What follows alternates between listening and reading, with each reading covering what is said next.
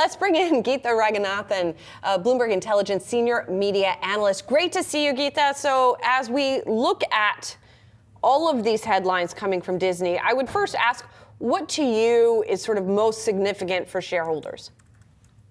Hey, Julie, thanks for having me. So I think the first thing is really the cost-cutting measures, whether those are, having the intended effect, and it definitely looks like they are.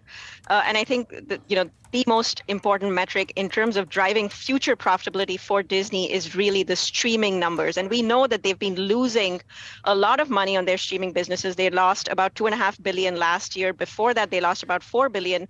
But the whole idea has been to kind of really moderate those losses. And we saw some really big improvement there. So just in the same year ago period, they had lost close to almost $1 billion on their streaming business. This quarter, the quarter that they just reported, it was 138 million. So huge strides that they're making in streaming profitability. They're still guiding to hitting, break even or positive profits in the fiscal fourth quarter, but I think they might possibly get there even sooner, just kind of looking at the progress that they've made. And another headline we were just talking about here, I'd love to get your take, that Disney's going to invest $1.5 billion in Fortnite maker Epic Games. What did you make of that? Yeah, I mean, I think it's really important for them to kind of have some play in the video gaming space. So, we've heard Netflix time and again when they've kind of addressed talk about competition, the one thing that Reed Hastings would constantly say was, we're not really competing against Disney or, Amazon. We're competing against, number one, sleep, and number two, video game makers like Fortnite, right? Because you look at all these youngsters, they're constantly so deeply engaged in that content. And really what all of these media companies are trying to do now is increase their engagement. They want more and more people spending time on the platform, right? Because that's how you can finally upsell. That's how you can sell more advertising dollars. And that's kind of their final place. I think this is really good. I mean, Disney is a company that has kind of really struggled, I think, in the gaming space, which is why they've only licensed their content. But I think this is really a smart move by them.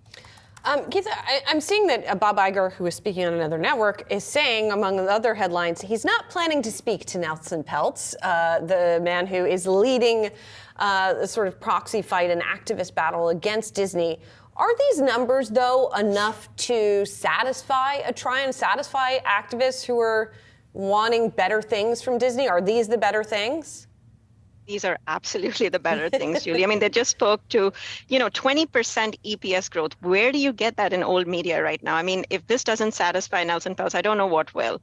Bob Iger obviously has done everything that he can. Yes, he does have more things to do in terms of kind of reinvigorating, the content pipeline. The movies haven't been doing very well, but he is absolutely working when it comes to articulating a new ESPN strategy. We obviously saw that with that new sports bundle.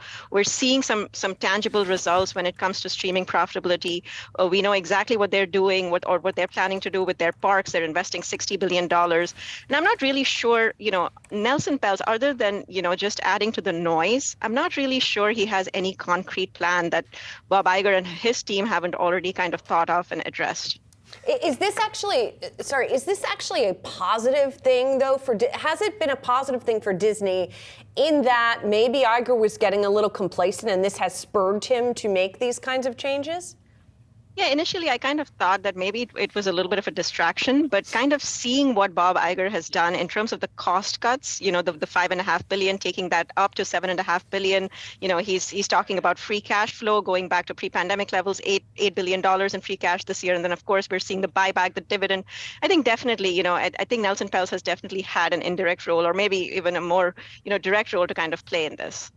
And Geetha, this is the first earnings for new CFO Hugh Johnston. What do you expect to hear from him, Geetha, on the call? You think it's going to be just all about stream profitability and right-sizing costs? It's going to be really interesting because Hugh Johnston is known to be one of the best communicators, at least when it comes to kind of conveying things to the street.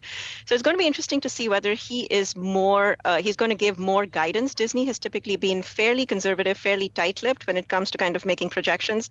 So again, really kind of excited to see what he has to say and whether he really wants to provide the street with, a lot more guidance in terms of what to expect. Geetha, thank you so much for your insight and time today on all things Disney. We appreciate it. Thank you.